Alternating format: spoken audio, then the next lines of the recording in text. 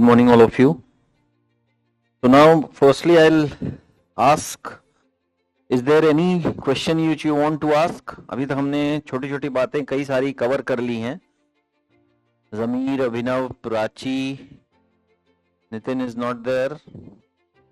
So cause of action we have seen. Good. ठीक है, हमने देख ली. हम देखो सीपीसी पढ़ते वक्त हम कुछ चीजें देख रहे हैं, कुछ टॉपिक्स, कुछ चीजों की मीनिंग देखेंगे हम. Right, we are seeing meaning of few terms.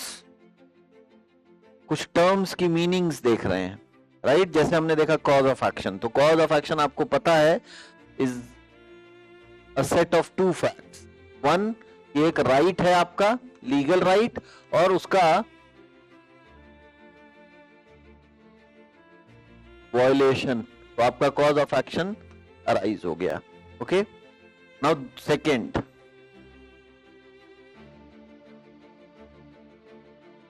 Parties to the suit.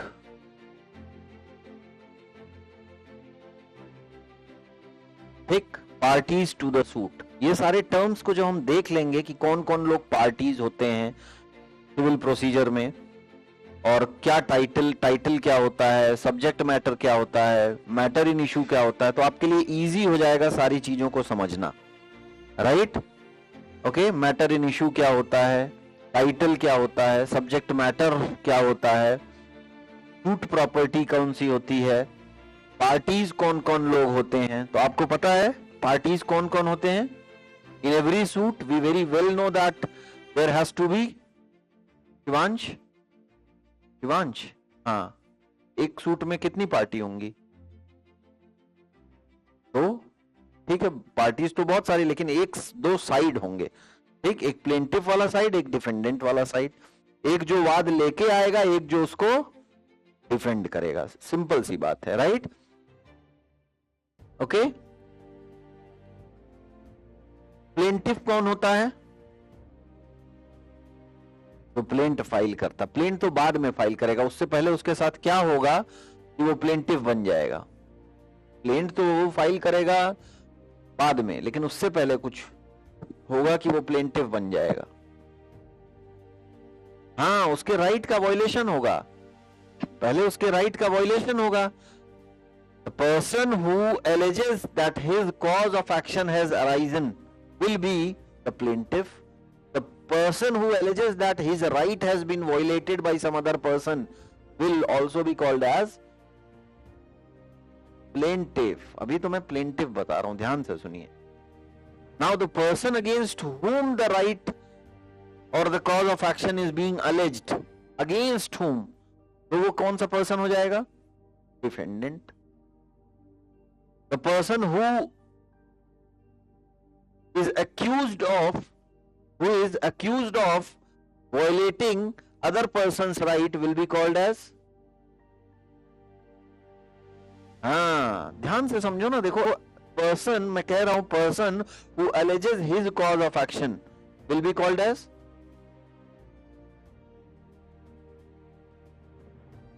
ऐसे ही हम खिलाते रहेंगे आप लोग को. एक बार डिफेंडेंट करिए, फिर प्लेंटिफ करिए, सिंपल सी बात है. इसीलिए देखो, ये मैं जान रहा हूं ना कहां कहां आप लोग को समस्या होगी.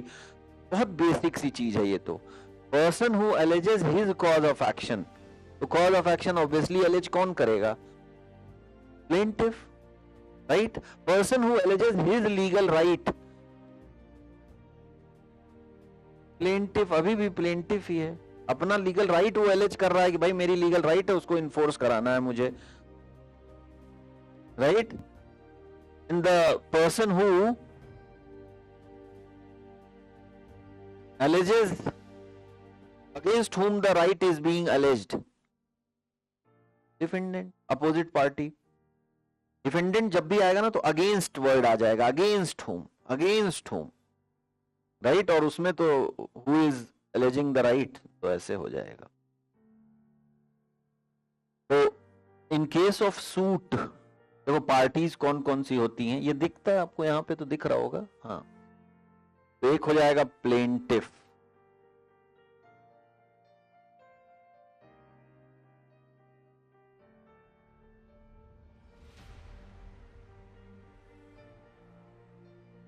एक हो जाएगा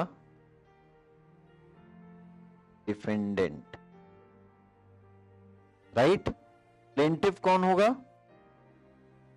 who alleges his cause of action। लिख लीजिए आप, who alleges his cause of action।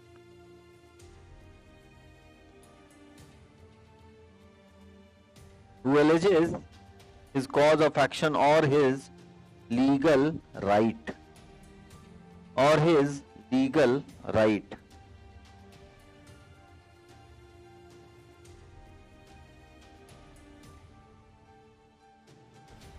Defendant कौन होगा?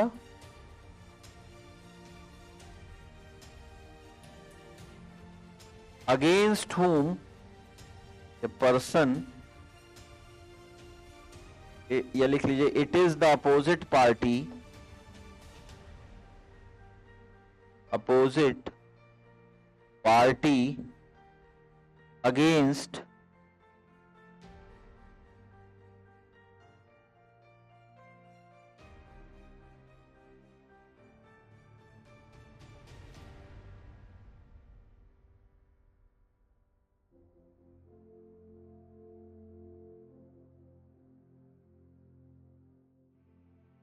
against whom the plaintiff alleges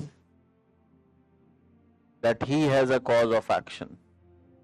He has a cause of action। दिख रहा आपको? समझ में आ रहा?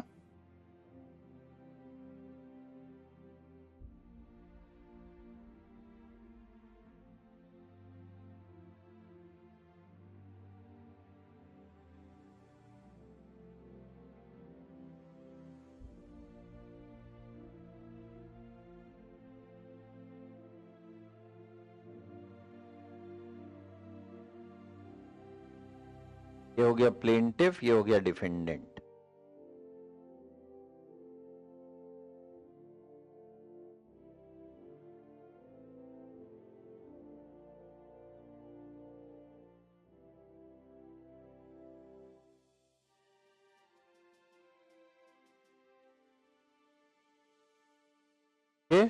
Plaintiff alleges that he has a cause of action। Who alleges his cause of action? Right. तो ये हो गए parties to the suit, parties to the suit. अब ये सूट हो जाएगा तो प्लेंटिफ डिफेंडेंट हो जा रहे हैं। पिटीशन होगा तो क्या होंगे? In case of petition, petition अगर कोई होगा तो वो क्या हो जाता है? पार्टीज कौन कौन से हो जाते हैं?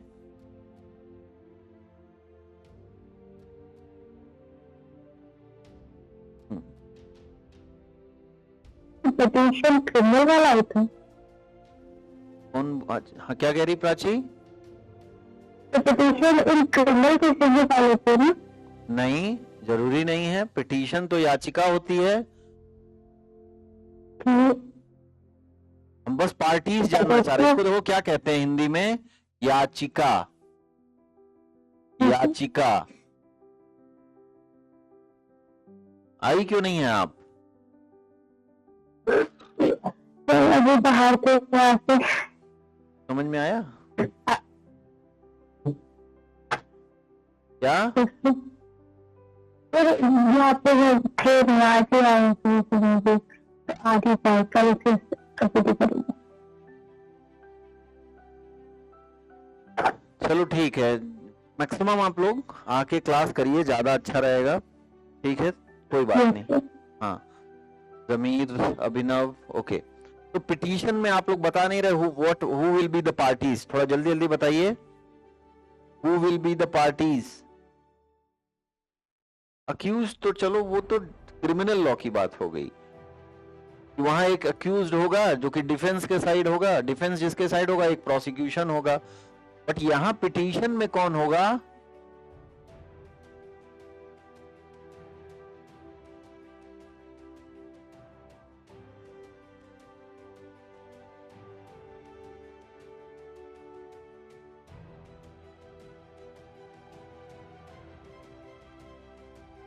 पिटिशनर, सुना है? Yes, sir, and respondent. हाँ, correct. Who answered? Abhinav. Yes, sir. Petitioner हो जाएगा वो, राइट? पिटिशनर, इसी को हम क्या कहते हैं? याचिका, हाँ, कर्ता, कर्ता, याचिका कर्ता। द अदर पर्सन रिस्पोंडेंट, जो रिस्पॉन्ड करेगा उसको, रिस्पोंडेंट। Okay, respondent. हाँ, क्या कह रहे हैं? रिस्पोंडेंट का, इसको हम कहते हैं, ये हो गया याचिका कर्ता, ये हो गया प्रत्यर्थी। बहुत हिंदी मीनिंग में आप लोग जाएंगे तो परेशान होंगे, लेकिन ऐसे समझ सकते हैं। ओके,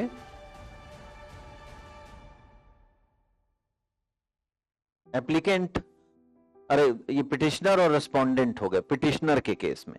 ओके, पिटीशन के केस में, ये पिटीशन है अगर तो, राइट। अब यहीं पे मैं कहूं, अगर कोई एप्लीकेशन फाइल कर रहा है, suppose somebody is filing an application,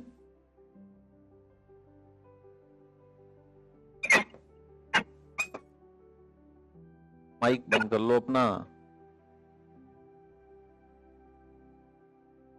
application, अब क्या स्थिति रहेगी? अब बताओ, दो पार्टीज कौन कौन सी रहेंगी? दो पार्टीज कौन कौन सी रहेंगी?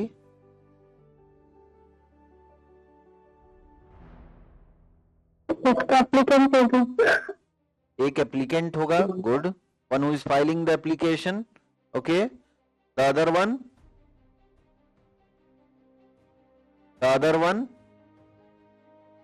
लिख देता हूं मैं, एप्लीकेंट, एप्लीकेंट।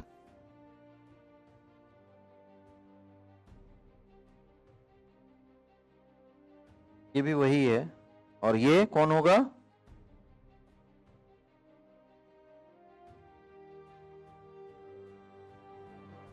एप्लीकेंट होगा, और जो डिफेंड करेगा उस एप्लीकेंट को,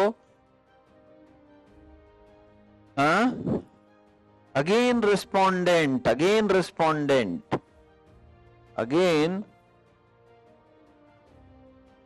रिस्पोंडेंट। इसको हम क्या कहते हैं? आवेदक, आवेदक। एप्लीकेशन को क्या कहते हैं? आवेदन। तो हल्का हल्का जान लीजिए आप। और ये रिस्पोंडेंट आपको पता ही है, प्रत्यर्थी।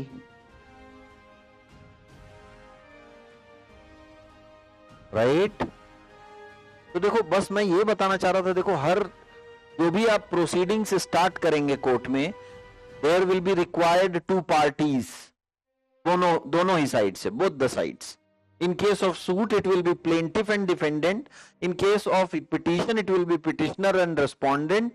In case of application, it will be Shivansh. बस. In case of appeal, Shivansh. कहोगे रे ये सर, ये तो बताया नहीं आपने। अगर अब अपील भी तो एक प्रोसीडिंग है, तो अपील में क्या हो जाता है, कोई बताओ? Applicant and respondent. एप्लीकेंट कैसे? वो तो एप्लीकेशन में एप्लीकेंट था ना। अपीलेंट होता है तो एपेलेंट, हाँ, एपेलेंट हो जाएगा वो, अपील जो फाइल कर, हाँ, एपेलेंट हो जाएगा वो, और जो उसको डिफेंड करेगा वो रिस्पोंडेंट। हाँ, बस। तो इसको आप अपनी तरीके से लिख लीजिएगा। ये पार्टीज के बारे में मैंने आपको बताया, ठीक। पिटीशन में बताया, सूट में बताया, ये सूट से रिलेटेड था, ये सूट से रिलेटेड, ठीक है। प्लेंटिफ डिफेंडेंट, एप्लीकेशन में बता दिया, ठीक है। तो कॉज ऑफ एक्शन जिसके पास होता है वो क्या क्या कहते हैं उसको हम?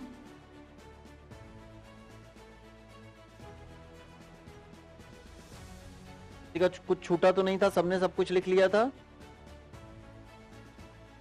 one who has cause of action, one who has cause of action, right? One who has cause of action. कौन कौन होगा वो? हाँ, और सोचिए.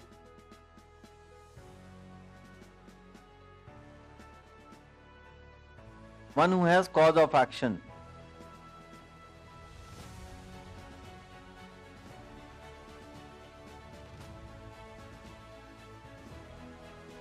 Against whom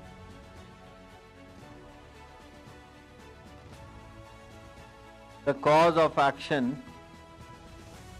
is alleged.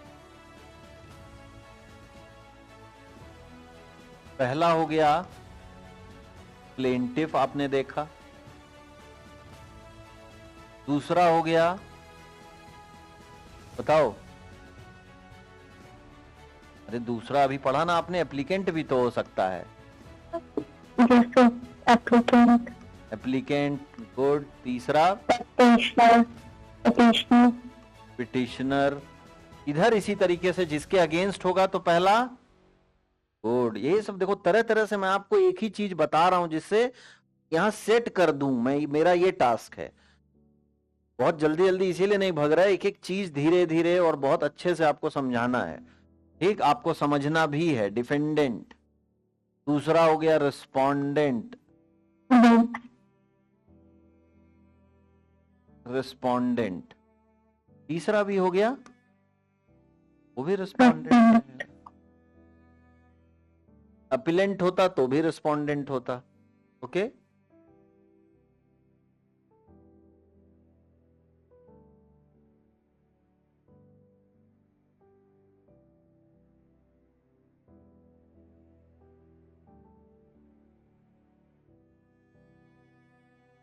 Now if I ask, is it necessary that in one proceeding there can be only one party, one plaintiff and one defendant? हाँ, ज्यादा भी हो सकते हैं. It is not necessary that in one proceeding there can only be one plaintiff and one defendant. There can be more than one plaintiff and one defendant. लिखते रहना, ये सब लिखते रहो, खाली हमको देखिए मत.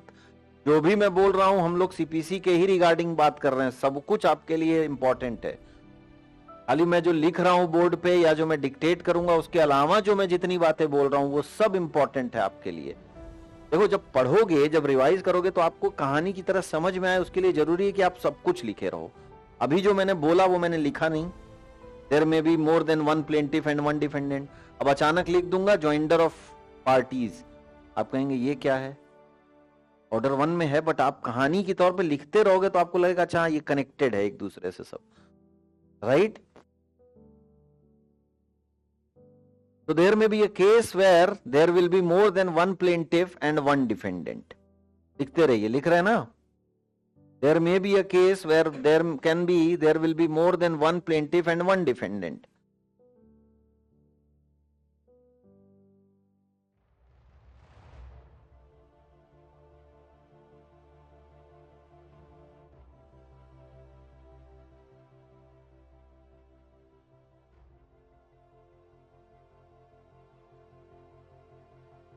ज्वाइंडर ऑफ पार्टीज का आपने जिक्र सुना होगा. Joinder of parties,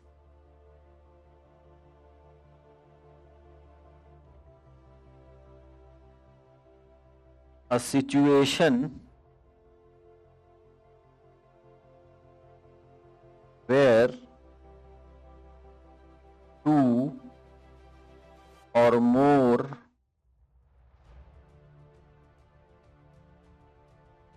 parties are joined. A situation where two or more parties are joined as a co-plaintiff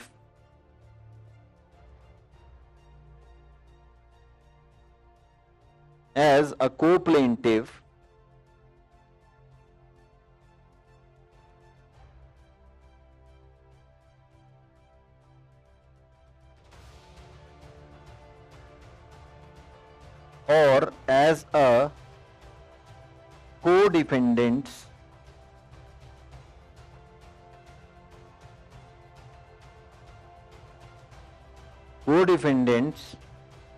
will be called a situation of will be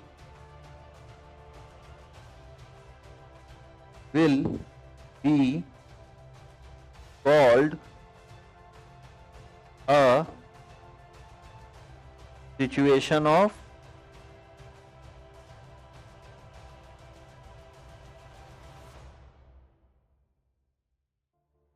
joinder of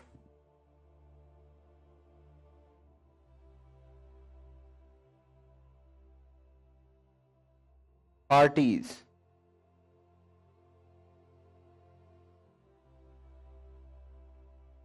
अभी तक यहां पे एक प्लेंटिफ था, एक डिफेंडेंट था। सपोज करो एक से ज्यादा प्लेंटिफ और एक से ज्यादा डिफेंडेंट बनते गए तो उसी को हम को प्लेंटिफ, को डिफेंडेंट जितने ज्यादा ऐड हो जाएंगे सब को प्लेंटिफ हो जाएंगे। इधर जितने ज्यादा ऐड हो जाएंगे, ये हो सकता है मुझे सिर्फ आपसे समस्या ना हो, कई लोगों से समस्या हो, तो एक मेन डिफेंडेंट होगा और बहुत सारे लोग होंगे तो को डिपेंडेंट हो जाएंगे, राइट। उसी तरीके से उसी को हम क्या कहते हैं, joinder of parties. Joinder of parties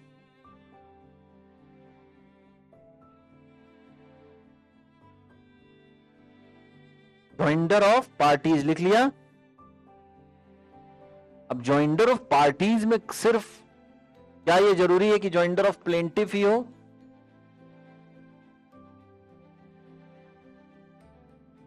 joinder of parties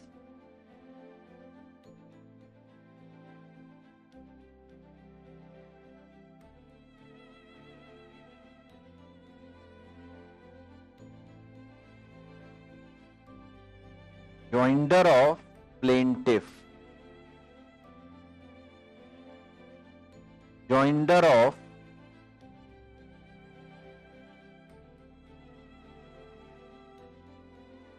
defendant,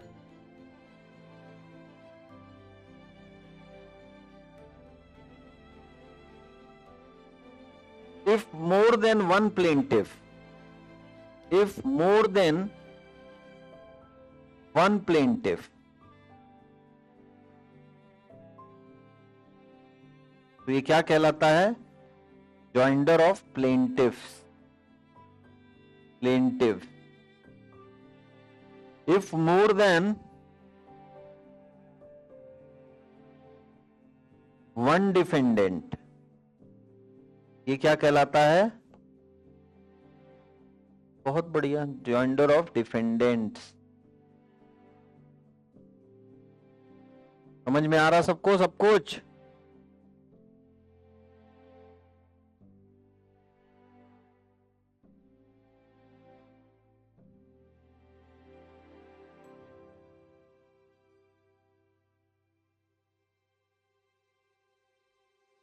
Okay, right? Now suppose A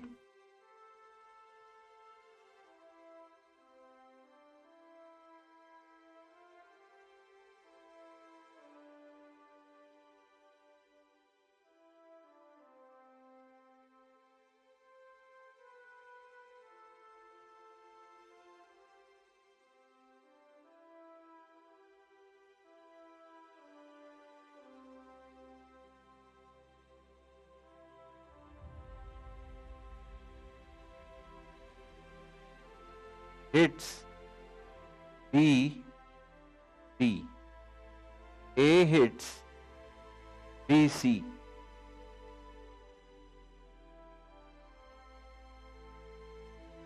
okay.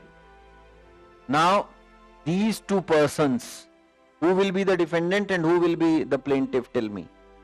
Suppose करो एक टॉर्ट, उसका सिविल राइट हो, एक भाई चैन से चलने का अधिकार है रोड पे, किसी ने ठोकर हल्का सा मार दी, ठीक है, तो अब whose right has been violated, tell me. B and C. Okay, who has violated that right? A. Who will be the plaintiff? A. Because B and C. फंस गए आप लोग तो। Who will be the Sorry, plaintiff? दोनों को hit किया तो BNC बहुत। थोड़ा सा मैं आवाज धीरे करूं, शायद समझ में आएगा। आपकी कोई आवाज समझ में नहीं है, फिर से बोलो आप। सर अगर बीएनसी दोनों के साइड से ले तो बहुत will be the plaintiff. B and C will be plaintiff. तो आप ही लोग गलत किए ना, आप लोग कहने लगे कि ये डिफेंड, ये प्लेंटिव हो जाएगा क्योंकि ए पहले लिख। आपकी आदत है पहले प्लेंटिव को देखने की, इसलिए मैंने ये पूछा था। तो मैं अभी यहां पे आपको बता रहा हूं जॉइंडर ऑफ प्लेंटिव। अभी प्लेंटिव पार्टीज तो बता दिया। Yours name? अच्छा Shweta, okay you were there. आज मैं सोच ही रहा था कि फिर वो हो गया कि एक दिन आना एक दिन।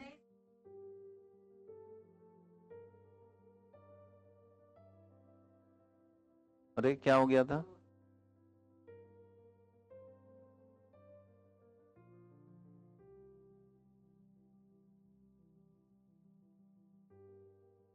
सीपीसी में कुछ नहीं छूटा है।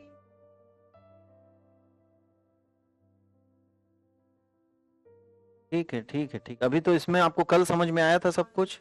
हाँ तो इनिशियल्स था वो, तो कल पहली क्लास थी आई थिंक। हाँ तो बस मैंने कल सब इसीलिए रिवाइज कराया proper.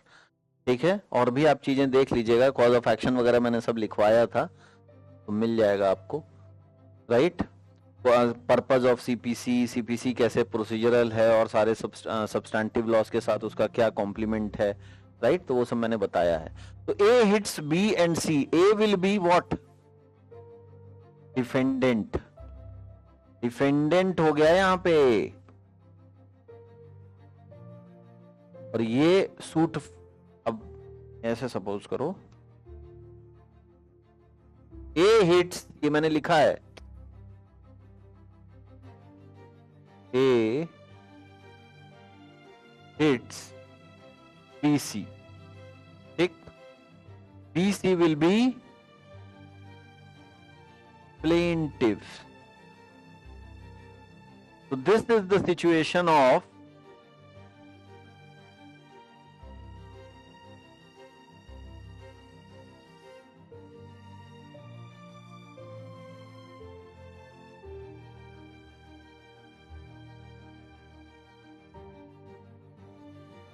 joinder of plaintiff. That is given in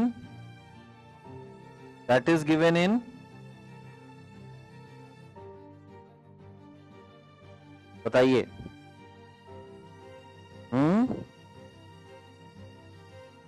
order 1। What about the rule? क्योंकि ऑर्डर 1 में क्यों, आप बहुत कॉमन सेंस की बात है। ऑर्डर 1 क्यों? क्योंकि हम वहीं पे पार्टीज की बात करते हैं। ऑर्डर 1 मैंने आपको क्या बताया था, बताओ। अब देखो पढ़ोगे नहीं, अब ये सब इतनी बार बता चुका, आपको याद होना चाहिए था। ऑर्डर 1 क्या था? मेरी तरफ देखिए, अब नीचे नहीं देखिए, time is over now. Order 1 parties. पहले पार्टीज की तो जरूरत, ये सब मैंने उस दिन करके बताया था कि सबसे पहले क्या जरूरत है। पहले तो भैया पार्टीज ले आओ। Thereafter what is required? एक फ्रेम ले आओ, frame of the suit. Third one is recognized pleaders and agents, recognized agents and pleaders. Fourth is institution of suit. Fifth is सम्मन। अब चलो वो थोड़ा सा गड़बड़ है कि भाई प्लेंट के बाद, प्लेंट रिटर्न, प्लेंट के बाद आना चाहिए था सम्मन, लेकिन उन्होंने पहले लिख दिया है इश्यू ऑफ सम्मन एंड सर्विस देयर ऑफ, 5वें में। अब 6, 7, 8 एक तरीके से मैंने आपको बताया है। 6 क्या है? प्लीडिंग्स। Pleading includes OR। तो प्लेंट हो गया 7, रिटन स्टेटमेंट हो गया 8। अब प्लेंट जब था तो प्लेंट फाइल हो गया, there after through summons you have called the defendant through to file the written statement. अब वो भी आ गया। Now they are calling the parties. तो 9 क्या है? Appearance and consequences of non appearance. Appearance and appearance पहले तो बुलाया जा रहा, और कॉन्सिक्वेंस क्या होगा नॉन अपीयरेंस का। आप नहीं अपीयर करोगे तो क्या कॉन्सिक्वेंस होगा।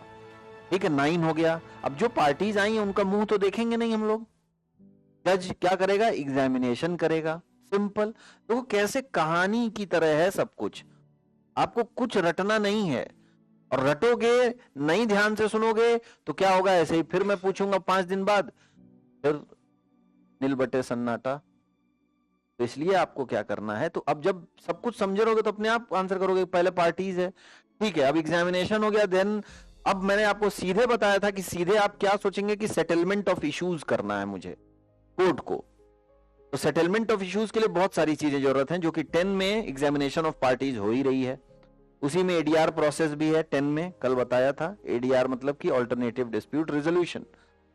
समीर ने पूछा था एडीआर क्या होता है सर। 10 के बाद 11, 12, 13 वही discovery, inspection, admission, interrogatories, production of documents, impounding, return of documents, इतनी चीजें कोर्ट करता है। तब कहीं जाके 14 में वो कुछ इश्यूज निकाल के लाता है कि these are the issues on which these two parties are at conflict, are at dispute. एक one who is agreeing with the fact, one who is denying with the fact. तो अग्री और denied, yes और no पे ही तो confusion निकलता है।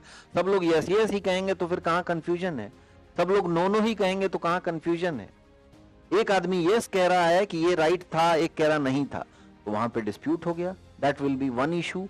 अब 14 में इशू हो गया तो फिर आगे बढ़ेंगे, विटनेसेस को बुलाया जाएगा। हो सकता है कोई इशू बने ही ना, तो पहले ही हियरिंग पे डिस्पोज हो जाएगा, तो 15 हो जाएगा disposal on the first hearing.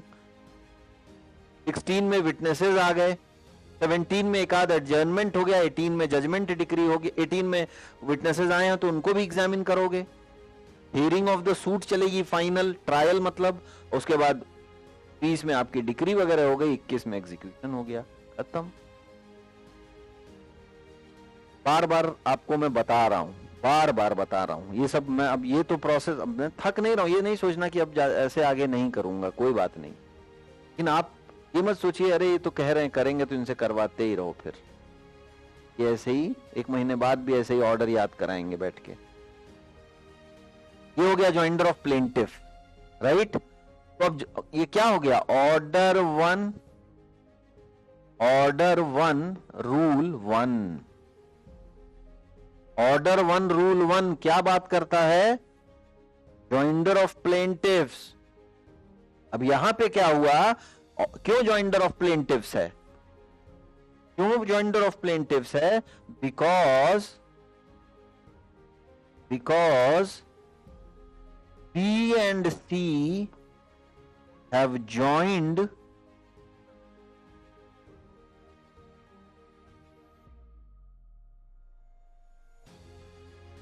to file the suit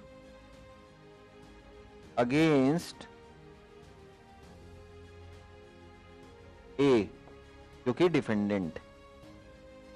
okay, B and C join together to file a suit against A। क्या वो कर सकते थे ऐसा, B और C क्या ज्वाइन कर सकते थे खुद को to file a suit against A? कर सकते थे, क्यों नहीं कर सकते थे, बिल्कुल कर सकते थे। क्यों कर सकते थे, क्योंकि एक ही ट्रांजैक्शन से इन दोनों को हर्ट पहुंचा है और पार्टी भी सामने वाली सेम थी, तो क्यों नहीं ज्वाइन कर सकते हैं वो, क्यों नहीं खुद को ज्वाइन कर सकते हैं वो। अब सपोज करो ए बी को कभी और मारा, सी को कभी और मारा, तो जरूरी है कि दोनों लोग एक साथ करें? नहीं, अभी अब कैसे, अब वो अलग बात है। वो कभी और था, एक सूट कभी फाइल हुआ था, now that suit is different, उसको किसी और तरीके से चोट लगी थी, इसको किसी और तरीके से चोट, सब कुछ नहीं हम कर सकते joinder.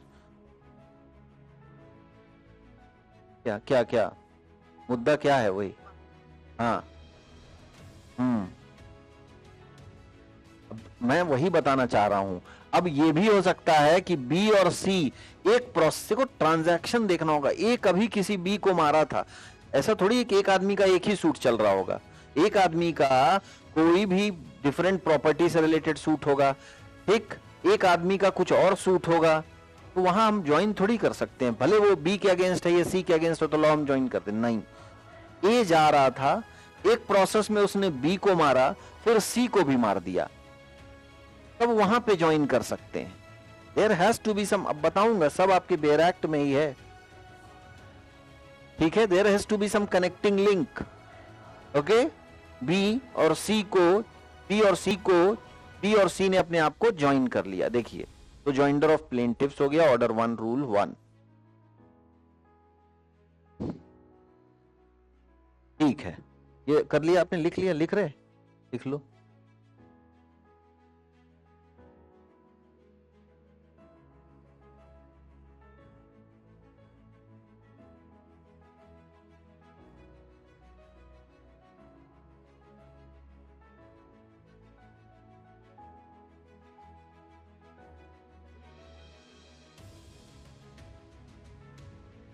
Okay,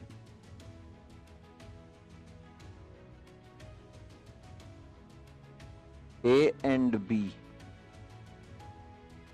racing car,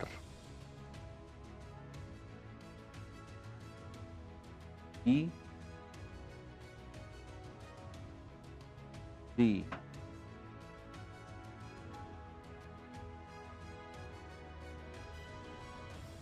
A और B रेस कर रहे थे कार, ओके ओके। ए और बी रेस कर रहे थे कार,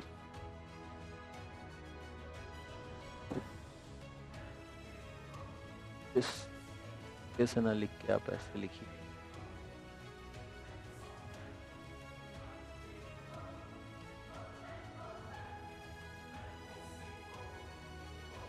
hits C,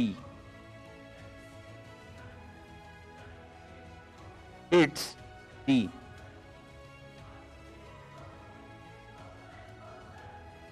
okay.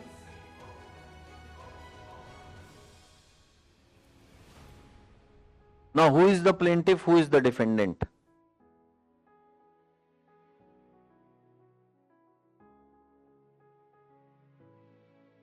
हाँ, कैसे शिवांश? सी हो गया प्लेंटिफ, और नहीं, सी कह रहे हैं आप डिफेंडेंट और प्लेंटिफ, हाँ, तो पहले तो उल्टा बोल गए थे।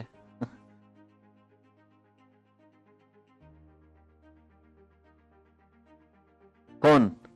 सी, और क्या, सी प्लेंटिफ है, सी प्लेंटिफ है, C is being hit, C is the plaintiff, C is the plaintiff.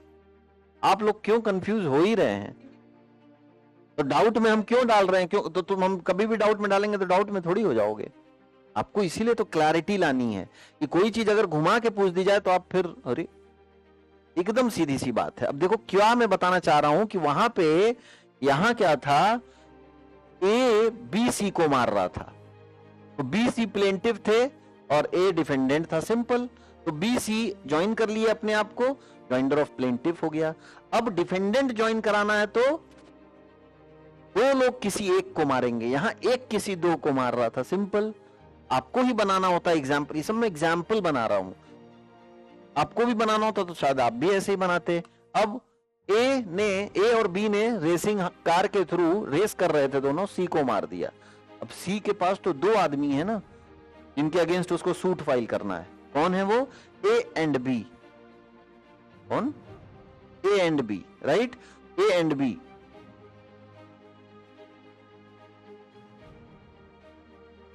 Admit. So now here C is the और माइक बंद करो।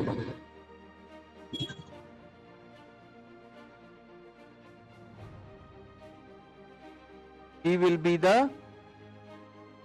plaintiff. Okay. Now C will file the suit against A and B, और ये क्या हो गया? हाँ, joinder of defendant. दो एक से ज्यादा डिफेंडेंट कोई भी, अब ये ए बी सी डी कितने भी हो सकते हैं, यहाँ कई सारे डिफेंडेंट्स, को डिफेंडेंट्स। उधर क्या हो सकता है? को प्लेंटिफ हो सकते थे, एक मेन प्लेंटिफ होगा और सारे को प्लेंटिफ्स हो जाएंगे। तो जॉइंडर ऑफ डिफेंडेंट्स, इसका क्या ऑर्डर है? ऑर्डर, हाँ,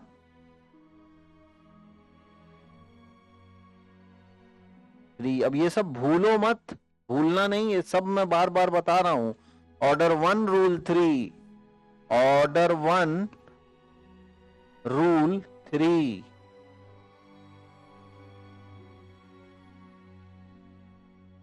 ऑर्डर 1 रूल 3।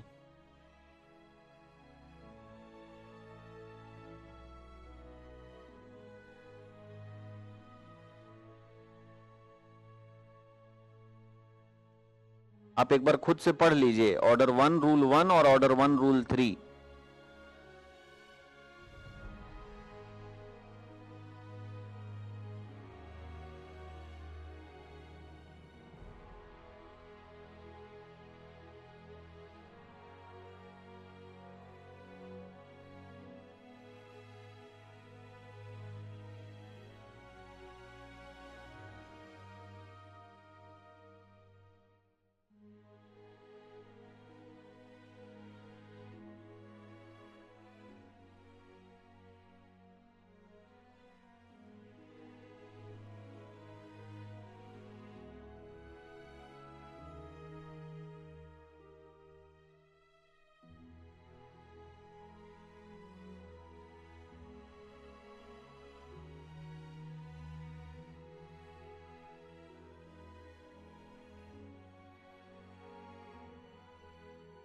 ठीक है, अब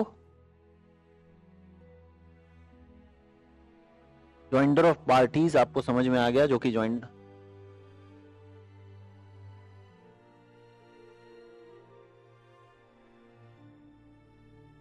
हाँ क्यों नहीं हो सकता? देखो अलग अलग ही फाइल, बट प्रोसीजरल लॉ और हमारा एक ऑब्जेक्टिव है that we should avoid multiplicity of proceedings.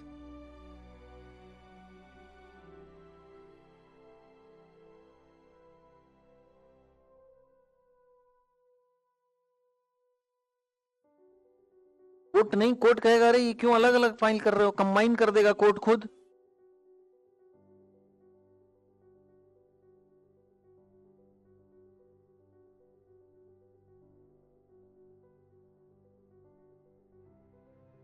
Just a minute,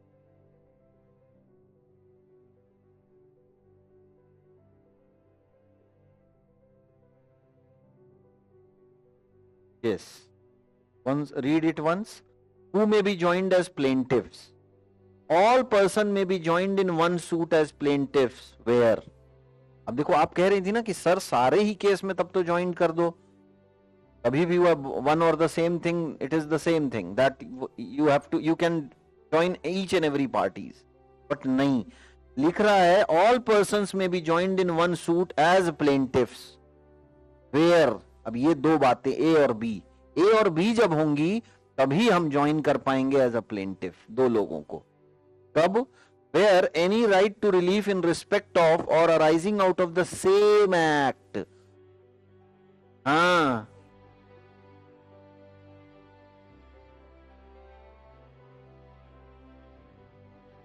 करते हैं, इसके बाद मिला दिया जाता है उनको, बाद में कोर्ट कहता है कि मिलाओ।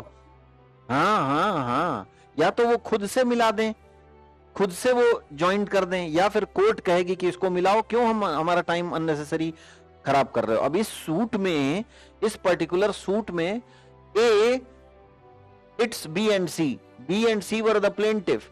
बी अलग सूट फाइल किया ए के खिलाफ, सी अलग सूट फाइल किया ए के खिलाफ। ओके, अब ये सूट चल रहा था। अब क्या ये ऑर्डर 1 रूल का, रूल 1 का पार्ट नहीं है कि that A hits B and C? तो एक ट्रांजैक्शन में ए जा रहा था, उसने बी को मारा, सी को भी मार दिया, एक ही एक्ट, एक ही ट्रांजैक्शन में दो लोगों को हिट किया है, तो it can be joined always. This is what is order 1 rule 1। Either you join it on your own और the court will ask you to join it, क्योंकि court need not indulge into situation wherein there will be a possibility of multiplicity of proceeding.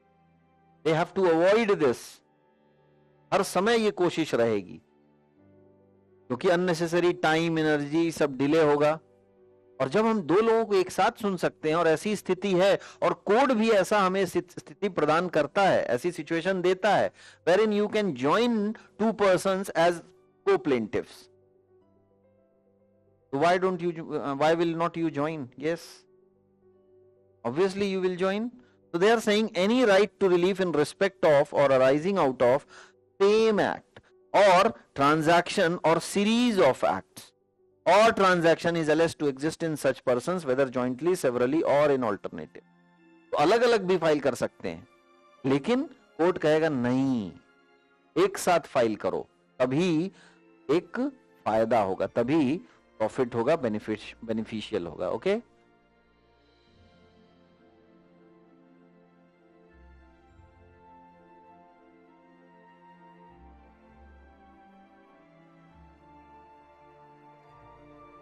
नहीं, party हो गया ना वो अपने आप में. देखो, हर पार्टी अपने लिए विटनेस है, कंपीटेंट विटनेस. हर पार्टी अपने लिए कंपीटेंट विटनेस. लेकिन क्या आप अपने लिए ही आप देखो, आपसे तो बयान लिया ही जाएगा, तो आप तो विटनेस हैं ही. हर पार्टी अपने लिए विटनेस होती है.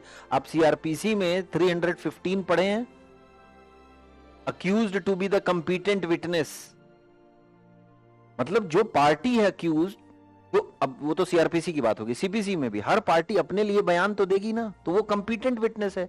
लेकिन हर जरूरी है कि आप और लोग को विटनेस इकट्ठा करिए. कर सकती है, क्यों नहीं, वो अपने लिए विटनेस है. विटनेस होने के क्या कहीं कोई डिग्री मिल रही है? नहीं. जो देखा आपने, जो आपके पास कोई टेस्टामेनी है, कुछ ऐसी चीज है जो कि आप कोर्ट को बता सकते हैं, which can help the court in finding the truth. That's how you are witness. आपको पता, आप तो पार्टी, आप तो सबसे अच्छा जान रही हैं, तो आप विटनेस हैं, ठीक है. But it would be better if you bring one और मोर अदर विटनेसेस. ओके, नहीं है तो यू आर हेल्पलेस, क्या कर सकते हो. फिर बी कह रहा है, if such persons brought separate suit, any common question of law or fact would arise. अब देखो, सेम ट्रांजैक्शन नहीं हुआ, सीरीज ऑफ ट्रांजैक्शन नहीं हुआ, तब भी ये देखा जाएगा अगर दूसरी सिचुएशन में कि अगर दो लोग सेपरेटली सूट फाइल किए हैं, लेकिन फिर भी वो ज्वाइन किए जा सकते हैं. क्यों? क्योंकि एक common law of question arise कर रहा था उन दोनों के सेपरेट सूट. अब एक कॉमन लॉ ऑफ क्वेश्चन है तो हम जोड़ कर सकते हैं, उसको ज्वाइन कर सकते हैं, जोड़ सकते हैं. ये डिटेल में अभी पढ़ाऊंगा, अभी आप समझिए, बस पार्टीज समझा रहा हूं मैं. अब इसी में एक आता है नेसेसरी पार्टी और प्रॉपर पार्टी. अब ये नेसेसरी पार्टी, प्रॉपर पार्टी क्या होती है? पहले बताओ, नेसेसरी पार्टी क्या होती? और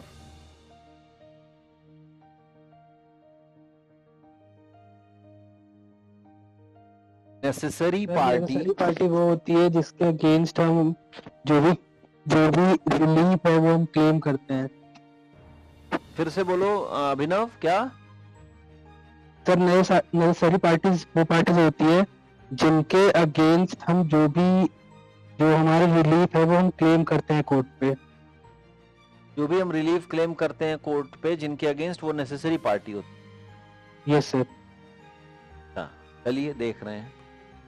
तो मतलब अभी इसी सूट में, ये पिछला हमने देखा, कहां गया? यस, ए और बी के अगेंस्ट कुछ क्लेम कर रहा था, कंपेंसेशन शायद क्लेम करेगा, इन्होंने इसको हिट किया था. तो क्या ए और बी नेसेसरी पार्टी थे? यही कहना चाह रहे हैं आप? Yes sir. ठीक है.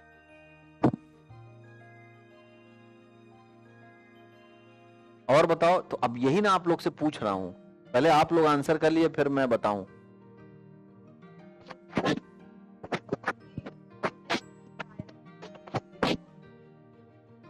आप लोग गलत समझ रहे हैं. नेसेसरी पार्टी से ये मत समझिए कि जिसने कदम उठाया, जिसकी वजह से सूट आया, वही नेसेसरी है.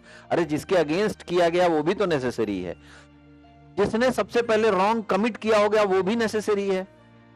आप यही क्यों कह रहे हैं जिसने सूट फाइल किया, जिसके साथ गलत हुआ वही नेसेसरी है? हो सकता है वो रॉन्ग ना करता तो सूट फाइल करने की नौबत ही नहीं आती, तो सबसे नेसेसरी तो वो हो गया.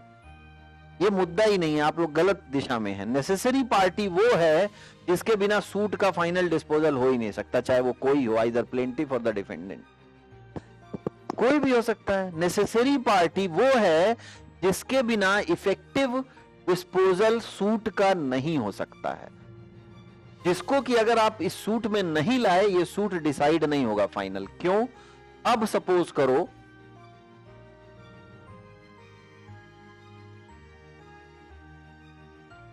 हाँ तो सुनो, ए, अब हम अभी लिखा तो था शायद मैंने नेसेसरी पार्टी ना, कहीं नेसेसरी पार्टी लिखा हुआ है। अभी हम नेसेसरी पार्टी जानने जा रहे हैं। ओके ओके,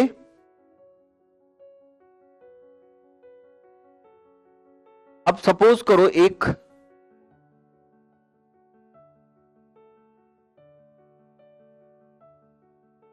अच्छा घर नहीं बना है, ए एंड बी कौन है? जॉइंट ओनर्स हैं, दोनों का ही घर है, दोनों जॉइंट ओनर हैं, ए और बी इस घर के। A and B joint owners, A and B joint owners. C dispossessed them, C dispossessed them, C ने डिस्पोजेस कर दिया इनको। डिस्पोजेस मतलब कि निकाल दिया, पोजीशन, आप पोजीशन में थे, ए और बी सपोज करिए कोई, और सी कोई आता है, आप दोनों को निकाल दिया, डिस्पोजेस कर दिया। अब सपोज करो, अब यहां पे ए अलग से सूट फाइल कर सकता है सी के अगेंस्ट, बी अलग से सूट फाइल कर सकता है सी के अगेंस्ट।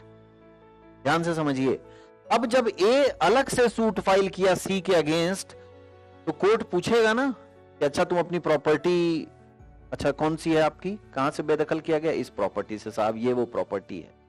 अच्छा ठीक है, आपका पूरा प्रॉपर्टी है? नहीं नहीं, एक और साहब रहते हैं। अच्छा तो उनको नहीं बेदखल किया? नहीं नहीं, उनको भी किया। ओके, तो वो क्यों नहीं आए सूट फाइल करने? ऐसे तो हम तुम्हारे ही अगेंस्ट तुमको पूरी प्रॉपर्टी लिख दें फिर? नहीं नहीं साहब, वो आधी तो उनकी भी है, तो वो क्यों नहीं है? पर वो तो अब नहीं फाइल किए सूट, वो बाद में फाइल करेंगे। अरे आज हम तुम्हारे अगेंस्ट ये वाला सूट अगर डिसाइड कर देते हैं तो बी कभी भी आके कह सकता है अरे साहब मेरा, तो कोर्ट कहेगी अब तक क्या हम तमाशा कर रहे थे, क्यों एक साथ नहीं आए? हो गई ना गड़बड़ी। तो that is where B is necessary party. A अकेले सूट नहीं फाइल कर सकता और बी भी अकेले नहीं कर सकता, क्योंकि A is also a necessary party. इस एक आइडिया में आप समझिए कि नेसेसरी पार्टी कौन होता है, जिसके बिना सूट फाइनल डिसीजन नहीं ले सकता। जिसके बिना क्या होगा कि आज आप भले एक डिसीजन दे देंगे, लेकिन 4 दिन बाद फिर वो जो पार्टी रह गई थी वो सूट फाइल करके कोर्ट का समय बर्बाद करने आ जाएगी और कोर्ट को सुनना पड़ेगा, और पुराना जो ऑर्डर दी है वो बेमतलब हो जाएगा, क्योंकि फिर से वही चीज सुन रहे हैं हम। तो that is where it is called necessary party. B, A और बी यहां पे नेसेसरी पार्टी हैं। अब उसमें से कोई भी एक छूटेगा, क्योंकि जॉइंट ओनर है ना दोनों। अब सपोज करो जॉइंट ओनर नहीं होते, अलग होते, सेपरेट होते, तो कोई मतलब नहीं है, ठीक है तुम अपना लो हम अपना ले रहे हैं भाई, खत्म बात। That is where it is necessary party, जिसके बिना इफेक्टिव डिस्पोजल हो ही नहीं सकता सूट का। इफेक्टिव डिस्पोजल से मेरा मतलब है कि दोनों पार्टी आए, बकायदा बताए कि हम दोनों यहां रहते थे, दोनों का जॉइंट प्रॉपर्टी था, इन्होंने आके हमें बेदखल किया और ये हमारा कागज है दोनों लोग का, आप हमें फिर से रीइंस्टेट करिए, फिर से हमें ये प्रॉपर्टी पे राइट्स दिलवाई, तो वो दे देंगे। अब हो गया ना फाइनल डिस्पोजल। अब सपोज करो एक पार्टी आई ही नहीं है, तो समस्या होगी। तो नेसेसरी पार्टी का होना जरूरी है।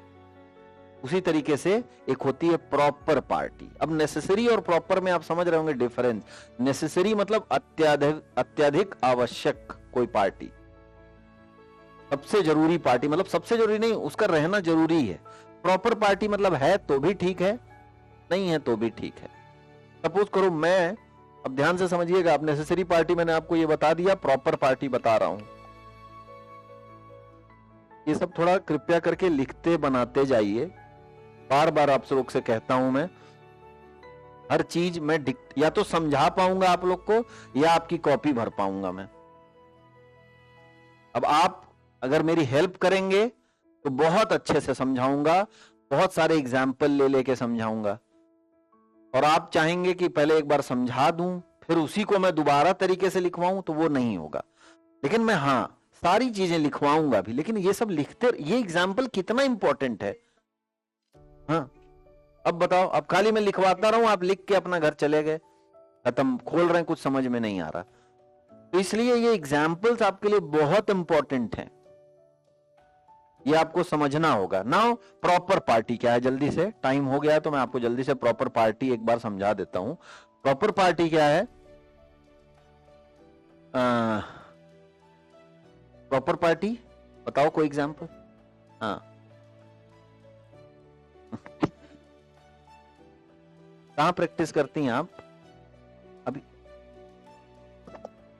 अच्छा कम जाते हैं, अच्छा अच्छा अपना ही है, ठीक ठीक ठीक ठीक। हाँ बता रहे थे आप, आंसर बताइए। हाँ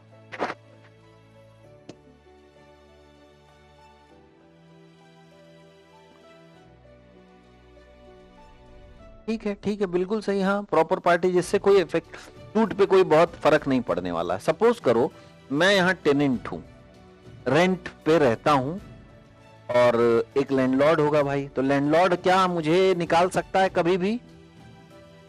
क्यों? बिल्कुल सही, जब तक एग्रीमेंट है तब तक तो लैंडलॉर्ड भी नहीं निकाल सकता है, right? Unless and until I do something which is the violation of that agreement. अब कुछ और अलग ही कर रहा हूं मैं तो फिर निकालना ही होगा।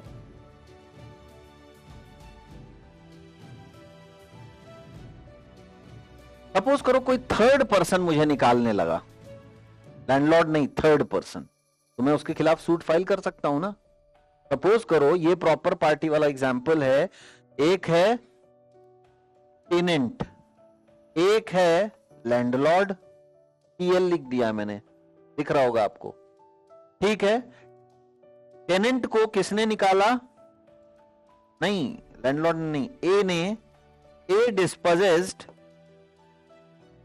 Third person, A is the third person, third person, A dispossessed tenant T, tenant T, ये टी है, ये एल है, ये लैंडलॉर्ड है, ये टेनेंट है, टेनेंट है, और इनका किससे हुआ है? टेनेंसी एग्रीमेंट हुआ, उसके थ्रू ये लैंडलॉर्ड टेनेंट है। टेनेंट को निकाल दिया किसी थर्ड पर्सन ने, ए डिस्पोजेस्ड टेनेंट। अब टेनेंट सूट फाइल करेगा, टेनेंट किसके खिलाफ सूट फाइल करेगा? थर्ड पर्सन जो कि ए है, राइट? क्योंकि ये तो बाहरी बात है, इसमें लैंडलॉर्ड का कुछ लेना देना है। वो दिखाएगा अपना कि देखिए हमारा ये रेंट एग्रीमेंट है, इसके थ्रू मैं यहां रह रहा हूं, इन्होंने मुझे बाहर कर दिया, ये बाहर का आदमी आया कि मुझे दीजिए क्योंकि मैं रेंट, मैंने पैसा पे किया है। तो कोर्ट कहेगी ठीक है। अब क्या जरूरी है कि टी, अब सपोज करो टी सोचता है कि चलो मैं एल को भी अपनी तरफ रख लेता हूं, अपना सूट मजबूत करने के लिए, उससे कोई फर्क नहीं पड़ेगा अगर एल आए चाहे ना आए, लेकिन एल को भी उसने सेफर साइड रख लिया, तो एल एक प्रॉपर पार्टी हो जाती है। एल मतलब लैंडलॉर्ड, ध्यान से देख लीजिए आप पहले।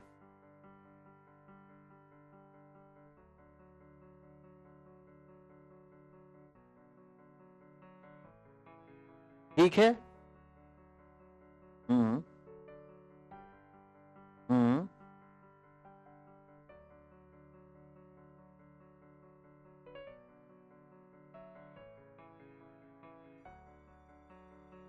नहीं, जो कि जरूरी है, अब इसीलिए तो कह रहा हूं मैं। अब जब प्रोसीडिंग्स के बीच में भी तो डिसाइड हो सकता है, अब कुछ ऐसी बात आए कि आपका रेंट एग्रीमेंट ही खतरे में आ गया, then this landlord becomes the necessary party. अब वहां बुलाया ही जाएगा, तब वो भी हो सकता है। लेकिन यहां पे टी और एल, अब सपोज करो एल हो सकता है मना कर रहा हो कि अरे मैं नहीं आऊंगा, ठीक। एक आप प्रैक्टिस में हो आप लोग, या बस मैं आपको, एक प्रोफॉर्मा डिफेंडेंट भी होता है, एक प्रोफॉर्मा डिफेंडेंट भी होता है। हो सकता है टी ने यहां पे सूट फाइल किया था ए के खिलाफ, अब एल से इसने कहा कि मैं आपको भी जोड़ रहा हूं, एल कहा नहीं मैं नहीं आऊंगा, मुझे नहीं मत फंसाओ सूट उठ में, तो एल को क्या बना दिया? वो डिफेंडेंट बना दिया। एल तो प्लेंटिफ की साइड से होना चाहिए था ना, यही चाह रहा था, उसने उसको डिफेंडेंट बना दिया, लेकिन वो प्रो फॉर्मा डिफेंडेंट बनाया। डिफेंडेंट नहीं बनाया, प्रो फॉर्मा डिफेंडेंट बनाया। लेकिन जब सूट आगे बढ़ने लगता है तो जब कोर्ट पूछेगी कि एल क्या है, तो एल आप बताएंगे सर वो सूट में नहीं आ रहे थे इसलिए मैंने इनको डिफेंडेंट बना। डिफेंडेंट तो कोई किसी को भी बना सकते हो आप, लेकिन प्लेंटिफ जबरदस्ती किसी को नहीं। हम कहें चलो मेरे साथ सूट फाइल कर लो, चलेंगे आप लोग? सोचो। अब लेकिन डिफेंडेंट मैं किसी को भी बना सकता हूं, मैं इनके खिलाफ सूट फाइल कर दूं, आपके भी खिलाफ मैं जाके लिखता रहूं, आप लोग ना करते रहिए, लिख तो सकता हूं ना, लिख दिया। कोर्ट जब पूछेगा कि भाई इनको क्यों लाए हो तुम, तो वो मैं बताऊंगा कि सर ये आ नहीं रहे थे इसलिए मैंने प्रोफॉर्मा डिफेंडेंट बना दिया है। तो कहेगा कोर्ट अच्छा ठीक है, तो इनको इस तरफ लाओ, मतलब टी, अब कोर्ट खुद कह देगा और कर देगा टीएल, अब मेन सूट आ गया टीएल, और वो थर्ड पर्सन जो था ये सूट चलेगा। सब्स्टिट्यूशन इसी को कहते हैं, सब्स्टिट्यूट कर दिया, एक प्लेस से दूसरी जगह सब्स्टिट्यूट कर दिया। अरे सब पावर है कोर्ट के पास, कौन सी पावर नहीं है? कोर्ट सूट का सही डिस्पोजल हो, सही तरीके से संचालित हो सूट, उसके लिए सब कुछ कर सकता है। सब्स्टिट्यूशन कर सकते हैं, क्यों नहीं कर सकते? सब्स्टिट्यूट कर दिया हमने तो इसीलिए किया ही था क्योंकि वो आ नहीं रहा था। वो तो था एक्चुअली प्लेंटिफ ही ना, लैंडलॉर्ड, लेकिन वो आ नहीं रहा था सूट में, हमने उसको प्लेंटिफ डिफेंडेंट बना दिया, प्रोफॉर्मा डिफेंडेंट इसीलिए कह रहा हूं। अब वो कभी भी इधर आ जाएगा, कुछ ऐसा थोड़ी होना है भाई वो नाम खाली इधर हो जाएगा कि इनका इधर कर दो, कोर्ट के आगे ही होगा। This is what is called, अब ये प्रॉपर पार्टी है, ठीक है, हो सकता है, बिल्कुल हो सकता है। तो necessary proper party is over. आप ये सारा एग्जाम्पल बना लीजिए। These are the plaintiffs and this is the defendant.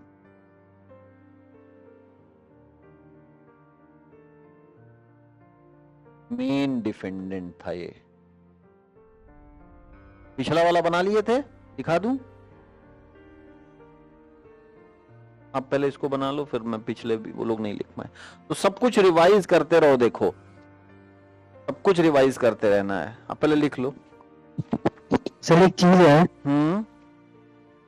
Sir book में लिखा हुआ है proper party is one in बोलो थोड़ा, and effective order can be passed but whose presence is necessary for a complete and final decision on the question involved in proceeding। फिर से अभिनव देखो, कहां से पढ़ रहे हो? ये बैरक से?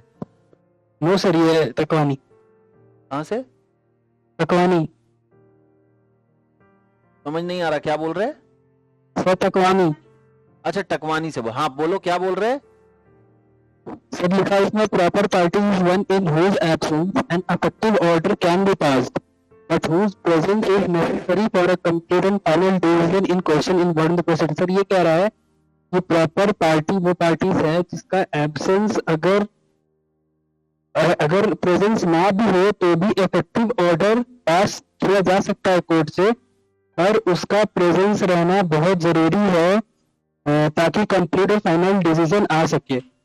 अब देखो सुनो, आप यही कह रहे हैं ना, प्रॉपर पार्टी वो है जिसका मतलब क्या बोले आप, जिसका ना रहना से भी इफेक्टिव डिसीजन आ सकता है, यही बोल रहे हैं ना? इफेक्टिव, अगर वो ना भी रहे तो भी इफेक्टिव ऑर्डर तो पास किया जा सकता है। हाँ, पर हाँ बोलो, कंप्लीट और फाइनल डिसीजन के लिए उसका प्रेजेंस होना जरूरी। अब देखो, अब इस एग्जाम्पल में मैंने आपको यही बताया था, कहां गया प्रॉपर पार्टी, हाँ, कि अब लैंडलॉर्ड को तो नहीं रहना जरूरी था, टी और ए के बीच का मामला था, एक इफेक्टिव डिसीजन आ जाता, ठीक है। अब लेकिन अब जरूरी, मैंने कहा ना बीच में भी अब लगता है कोर्ट को उसका रेंट एग्रीमेंट ही खतरे में आ गया, तो इफेक्टिव डिसीजन आ पाएगा, फाइनल डिस्पोजल हो सकता है सूट का? नहीं हो सकता है। तब L becomes here the necessary one, उसका आना जरूरी हो जाएगा। तो अब आगे की सिचुएशन फिर तुरंत मैंने बताई कि सपोज करो एल कहे मैं तो आना ही नहीं चाहता हूं, तुम अपना देखो भाई, मैंने तुमको रेंट पे दिया है प्रॉपर्टी, वो निकाल रहा, तुम अपना केस लड़ो। तो एल को ऐसे ले आएगा, वो प्रोफॉर्मा डिफेंडेंट बना देगा, फिर कोर्ट खुद कहेगा अरे भाई एल इधर कहां रखे हैं, आप इधर ले आइए, प्लेंटिफ है एल। तो अब इफेक्टिव डिसीजन, इसीलिए देखो ना फाइनल मैंने मैं ले आया हूं। अब ये तो समझ में आ गया। हाँ, but at the same time अगले पेज में ये लिख रहा है while in absence of a proper party a decree can be passed ये लिख रहा है सर। ये लिखा हुआ है। ये सर अगले पेज में ये लिखा हुआ है, while in absence of proper party decree can be pass. इसीलिए तो वो प्रॉपर पार्टी है कि उसके एब्सेंस के बिना भी डिक्री पास हो सकती है, लेकिन नेसेसरी पार्टी के बिना ना इफेक्टिव डिस्पोजल हो सकता है ना प्रॉपर डिक्री पास हो सकती है। होगा क्या कि नेसेसरी पार्टी के बिना तो आप कंक्लूजन पे ही नहीं पहुंच पाएंगे, क्योंकि अब देखो नेसेसरी पार्टी क्या थी, ये दिस वन ए और बी जॉइंट ओनर थे यहां पे। कैसे आप अलग कर सकते थे दोनों को? ए के खिलाफ, ए के पक्ष में आपने डिसीजन दे दिया, पता चला बी किसी दिन फिर सूट फाइल कर रहा है, अरे हमारा भी घर है, कैसे आप उनकी तरफ से कर दिए? कोर्ट भी कहेगा, लो पूछेगा ना अब तक कहां थे, तो सारा पिछला किया हुआ सब खराब, अब फिर से दोनों को सुनो। तो दैट इज वेयर जब केस नेसेसरी पार्टी का होता है तो वो ज्वाइंडर जरूरी हो जाता है, बिल्कुल आना चाहिए दोनों का, क्योंकि इफेक्टिव डिस्पोजल भी हो पाएगा और फाइनल डिसीजन भी आ पाएगा, राइट? ये समझ में आ गया, पर सर दोनों चीज प्रॉपर पार्टी में एक के साथ बोला जा रहा है। वो बोला जा रहा है कि अगर एब्सेंस रहे तो ऑर्डर पास किया जा सकता है, और उसका प्रेजेंस होना भी बहुत जरूरी है ताकि कंप्यूटर फाइनल डिसीजन आ पाए। इसमें प्रॉपर पार्टी में, वो सब प्रॉपर पार्टी में। फिर वही सेम टाइम पे ये भी बोला जा रहा है कि अगर प्रॉपर पार्टी का एब्सेंस है तो डिक्री भी पास किया जा सकता है। तो देखो अब अक्षर से टकवानी से लेके मत मिलाओ क्लास को, हम आपको सब सही ही बता रहे हैं, और जो उसमें देखो बुक में कमेंट्री फॉर्म में दिया, आप कंफ्यूज हो रहे हो, मैंने आपको क्लियर चीज समझा दी। अब बुक से, अब ऐसे तो बुक से भी पढ़ ही सकते थे, बुक से हर चीज मत मिलाओ, ये आपके लिए बेनिफिट के लिए कह रहा हूं मैं। अब नहीं, सुन लो अभिनव, होगा क्या उससे, देखो तुम कंफ्यूज होने लगोगे, बुक में तो तमाम तरीके से बता रहा, इतना मोटा थोड़ी मैं आपको बताऊंगा। टकवानी बहुत अच्छी किताब है। अब उसमें ये क्यों कह रहा है, देखो मैं आपको बता देता हूं। एक तरफ कह रहा है कि सर इफेक्टिव डिस्पोजल हो सकता है प्रॉपर पार्टी के बिना भी, ठीक है, तो ये मैंने आपको बता दिया, हो ही सकता है। फिर आप कह रहे हैं कि फाइनल डिक्री के लिए प्रॉपर पार्टी की जरूरत हो सकती है, तो यही बोल रहा है ना? तो फाइनल डिक्री के लिए एब्सेंस और प्रॉपर पार्टी के बिना भी डिक्री आ सकता है, ये बोल रहा है। हाँ तो ठीक है, और फिर क्या वो बोल तो रहा ठीक है सर, हाँ ठीक है, ये समझ में आ गया आपको। नेक्स्ट आ रहा है ना कि without presence of but presence of necessary proper party, मतलब प्रॉपर पार्टी का प्रेजेंस जरूरी है ताकि कंप्यूटर फाइनल डिसीजन आ पाए। और ये लाइन दिक्कत कर तो रहा है। ठीक है, ठीक नहीं तो अब जरूरी है, सपोज करो किसी दिन कोर्ट बोल दे कि एल को भी बुलाओ, हम जानना चाह रहे हैं, हम बार बार एग्जांपल में बोल तो रहा हूं, रेंट एग्रीमेंट गड़बड़ हो गया अगर, तो एल को बुलाया जाएगा, एल के आने के बिना कैसे फाइनल डिस्पोजल हो सकता है, बोल तो रहा हूं मैं। तो वहां पे प्रॉपर पार्टी का होना भी जरूरी हो जाएगा, लेकिन डिफरेंस तो है ना कहीं प्रॉपर और नेसेसरी पार्टी में। ऐसा थोड़ी है कि प्रॉपर पार्टी को कभी आने से मतलब ही नहीं, कोई नहीं, अब वो आ भी सकती है, नहीं भी आ सकती, जहां जरूरत लगेगी उनको बुलाया भी जा सकता है। तो that's how it becomes important for the proper party as well to be present in the suit.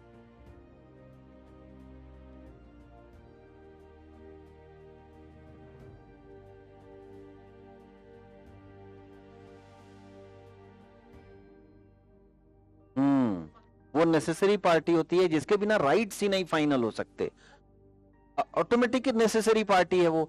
और प्रॉपर पार्टी वो है जिसके बिना चलो डिक्री तो आ सकती है, ठीक है, लेकिन उसका कहीं ना कहीं प्रेजेंस भी जरूरी हो जाता है। कभी कभी सूट में ऐसी स्थिति बना रही तो उसको बुलाएंगे। हाँ तो ये तो मैं एग्जाम्पल ही तो बता रहा हूं आपको, ठीक है। तो कभी कभी नेसेसरी पार्टी का एग्जाम्पल मैंने आपको दिया है कि ए बी ज्वाइंट राइट्स थे, ज्वाइंट ओनर्स थे, वहां बहुत जरूरी हो गया रहना भाई, इनके बिना तो डिस्पोजल ही नहीं हो सकता। लेकिन इस केस में जो दूसरा केस मैंने फिर लिया उसमें एल का होना जरूरी नहीं है, क्योंकि टेनेंट और थर्ड पर्सन के बीच की बात है, वो चलो डिसाइड कर सकते हैं। लेकिन कभी जरूरत पड़ती है कि भाई अब टी का, एल का भी होना जरूरी है इफेक्टिव डिसीजन के लिए। क्यों? क्योंकि रेंट एग्रीमेंट हम चेक करना चाह रहे, तो आ जाओ एल को भी पार्टी बना लो। एल मान लो पार्टी नहीं बना रहा तो उसको भी मैंने आपको तरीका बता दिया, प्रोफॉर्मा डिफेंड बना के सब्स्टिट्यूट करा लो।